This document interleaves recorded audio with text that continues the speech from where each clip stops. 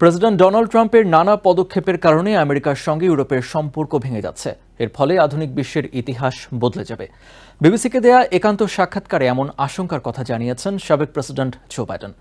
চলতি সপ্তাহে ডেলাওয়্যারের উইলমিংটনের একটি হোটেলে দেয়া সাক্ষাৎকারটি বুধবার প্রকাশ করে বিবিসি। হোয়াইট হাউস ছাড়ার পর এটি বাইডেনের প্রথম কোনো সাক্ষাৎকার।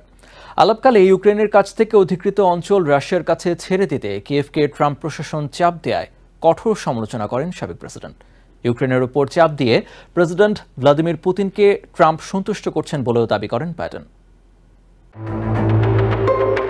দ্বিতীয় বিশ্বযুদ্ধে মিত্রবাহিনীর ৮০তম বিজয় দিবস উপলক্ষে বিবিসিকে সাক্ষাৎকার দেন সাবেক প্রেসিডেন্ট জো বাইডেন। এ সময় দ্বিতীয় বিশ্বযুদ্ধের ঐতিহাসিক নানা দিক নিয়ে কথা বলেন তিনি। ওই যুদ্ধের পরে নেটো গঠন ও জোটের ভূমিকা তুলে ধরতে গিয়ে বাইডেন বলেন, এই সামরিক জোট না থাকলে বর্তমানে রাশিয়া ও চায়নার আগ্রাসনের কবলে পড়ত ইউরোপ সহ বিভিন্ন অঞ্চল। বর্তমানে নেটোর সঙ্গে নানাভাবে টানাপোড়েনে জড়িয়ে পড়ছে আমেরিকা। বিশেষ করে ট্রাম্প প্রশাসনের বিভিন্ন পদক্ষেপের কারণে আমেরিকার সঙ্গে ইউরোপের দূরত্ব বাড়ছে বলে দাবি করেন বাইডেন। তবে নেটো না থাকলে রাশিয়ার প্রেসিডেন্ট ভ্লাদিমির পুতিন থেমে থাকতেন না বলে মনে করেন তিনি। এমনকি ইউক্রেনেও পুতিন থেমে থাকতেন না।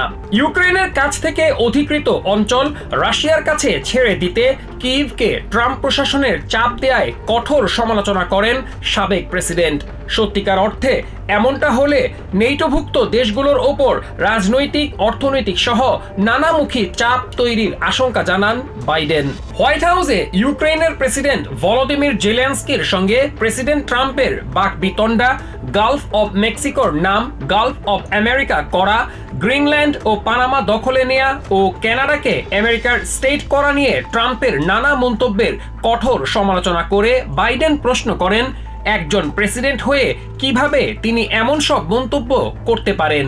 ডোনাল্ড ট্রাম্প রিপাবলিকান প্রেসিডেন্টের মতো আচরণ করছেন না বলে দাবি করেন বাইডেন।